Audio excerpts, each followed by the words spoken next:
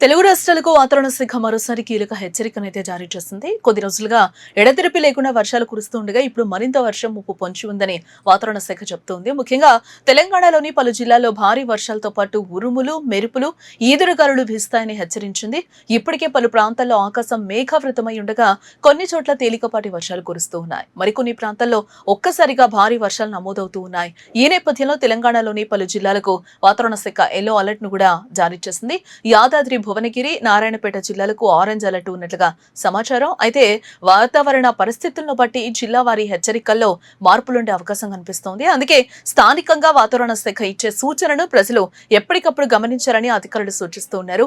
పెద్దపల్లి, కరీంనగర్, రాజన్న సిరిసిల్ల, సిద్దిపేట, జయశంకర్ భూపాలపల్లి, హనుమకొండ, కామారెడ్డి, నిజామాబాద్, ములుగు, భద్రాద్రి కొత్తగూడ, ఖమ్మం తదితర జిల్లాల్లో వర్షాలు కురిసే అవకాశం ఉంది.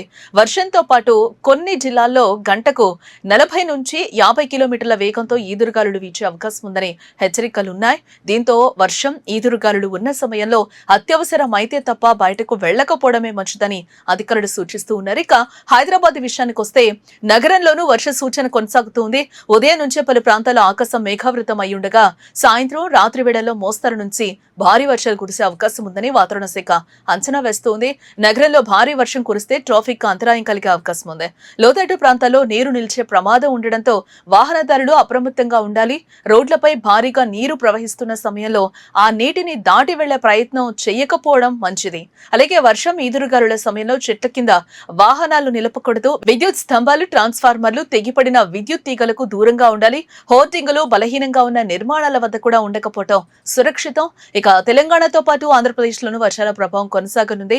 కోస్తాంధ్ర, రాయలసీమలోని పలు ప్రాంతాల్లో వర్షాలు కురిసే అవకాశం ఉందని భారత వాతావరణ శాఖ తెలిపింది. ముఖ్యంగా కోస్తాంధ్ర, రాయలసీమ ప్రాంతాల్లో ఆగస్టు 18 నుంచి 22 వరకు ఉరుములు, ఈదురుగాలులతో కూడిన వాతావరణం ఉండే అవకాశం ఉందని పేర్కొంది. అటు శ్రీకాకుళం, మన్యం, అల్లూరి సీతారామరాజు, కాకినాడ, కోనసీమ, తూర్పుగోదావరి, ఏలూరు, ఎన్టీఆర్, పల్నాడు, మార్కాపురం తదితర జిల్లాల్లో అక్కడక్కడ మోస్తరు నుంచి భారీ వర్షాలు కురిసే అవకాశం ఉంది. మరోవైపు ఉత్తరాంధ్ర తీర ప్రాంత ప్రజలు కూడా అప్రమత్తంగా ఉండాలి. ఉత్తర బంగాళాఖాతం, పశ్చిమ బెంగాల్, బంగ్లాదేశ్ తీర ప్రాంతాలతో పాటు ఒడిశా, ఉత్తర ఆంధ్రప్రదేశ్ తీరంలో సముద్ర పరిస్థితులు రఫ్ గా నుంచి వెరీ రఫ్ గా ఉండే అవకాశం ఉందని ఐఎండీ హెచ్చరించింది. దీంతో మత్స్యకారులు సముద్రంలోకి వెళ్లకూడదని కూడా సూచించింది. ఇక ఈ వర్షాలకు బంగాళాఖాతం పరిసరాల్లో ఏర్పడిన వాతావరణ వ్యవస్థ కూడా ఒక కారణంగా ఉంది.